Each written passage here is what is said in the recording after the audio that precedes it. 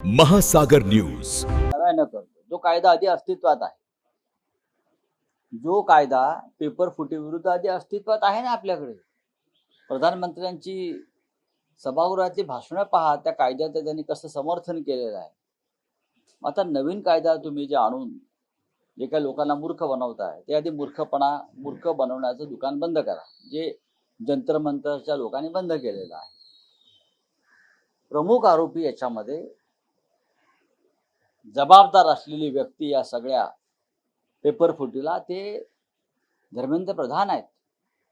आणि धर्मेंद्र प्रधान यांचा राजीनामा जसा जंतर मंतरवरचे आंदोलक मागतायत किंवा देशभरात जे जे मोर्चे निघतायत ती तरुण मुलं मागतायत, त्याचप्रमाणे या देशातला लोकसभेतला राज्यसभेतला प्रत्येक विरोधी पक्ष सुद्धा मागतो.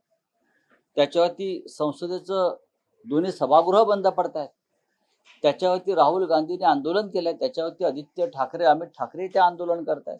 त्याच्यामुळे हा विषय आता फक्त कॉक्रोच जनता पार्टी पुरता मर्यादित नाही. हा विषय आता एक राष्ट्रीय विषय झालेला आहे. आणि धर्मेंद्र प्रधान तुमचा कोण लागतो, त्याला तुम्ही इतकं वाचवताय, एवढा अहंकार कशा करताय, हे स्पष्ट व्हायला पाहिजे. धर्मेंद्र प्रधानचा राजीनामा त्यांना घ्यावाच लागेल. और आपला काय एक आहे की तुम्ही आता एक ट्विट केलेलं आहे आणि त्याला तुम्ही लक्षवेधी म्हटलेलं आहे. गृहमंत्री म्हणून देवेंद्रजी यांनी घेतलेला आतापर्यंतचा विजनरी निर्णय. सर्व मंत्री व सरकारी आमदार खासदारांना माझी विनंती आहे की बाहेर फिरू नका, घरीच राहा, धोका पत्करू नका. बाहेर वादळ घोंगावत आहे आणि कंसात तुम्ही म्हणतात की गद्दार मंडळींनी तर भूमिगत व्हावे. जय महाराष्ट्र.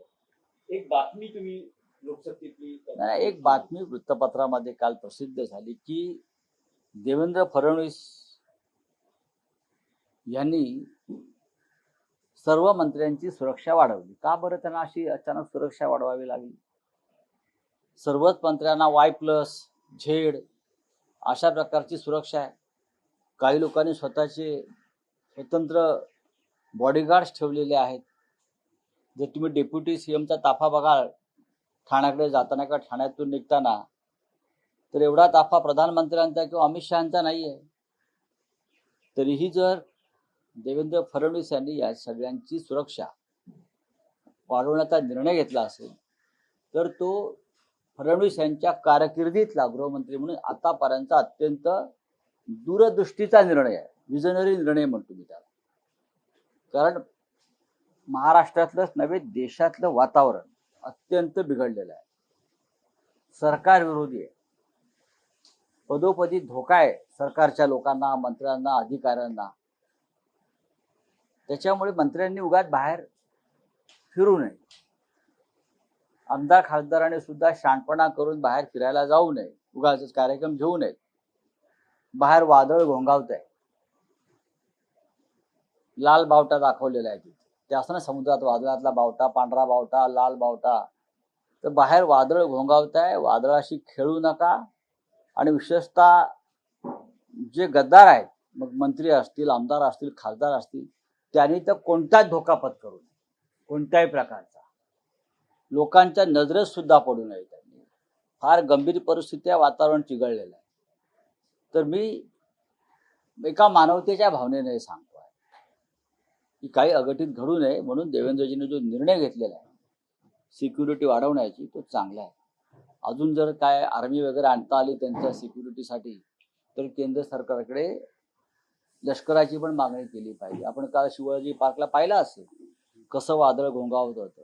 आपण काल पुण्यात पाहिलं असेल कसं वादळ घोंगावत होतं. नाशिकला पाहिलं असेल कसं वादळ घोंगावत होतं. आणि परत मी हे पण सांगेन की उठसूट दिल्लीत फेऱ्या मारू नका अमित शहाना भेटण्यासाठी. दिल्लीत सगळ्यात जास्त चक्रीवादळ आहे. नजरेच कोणाच्या पडू नका. या लोकांनी भूमिगत व्हायला पाहिजे. दिल्लीत जाल तर काहीतरी गडबड होईल. तुमच्यावर लक्ष आहे सगळ्यांवर. ज्यांनी ज्यांनी या देशाशी बेईमानी केलेली आहे, जनतेशी बेईमानी केलेली आहे, त्यांच्या जीवाला आणि त्यांच्या मालमत्तेला धोका आहे. म्हणून देवेंद्रजींनी जो निर्णय घेतला आहे गृहमंत्री म्हणून, पहिला विजनरी निर्णय, की सर्व मंत्र्यांची आणि आमदार खासदारांची सुरक्षा वाढवावी, त्याचं मी स्वागत करतो.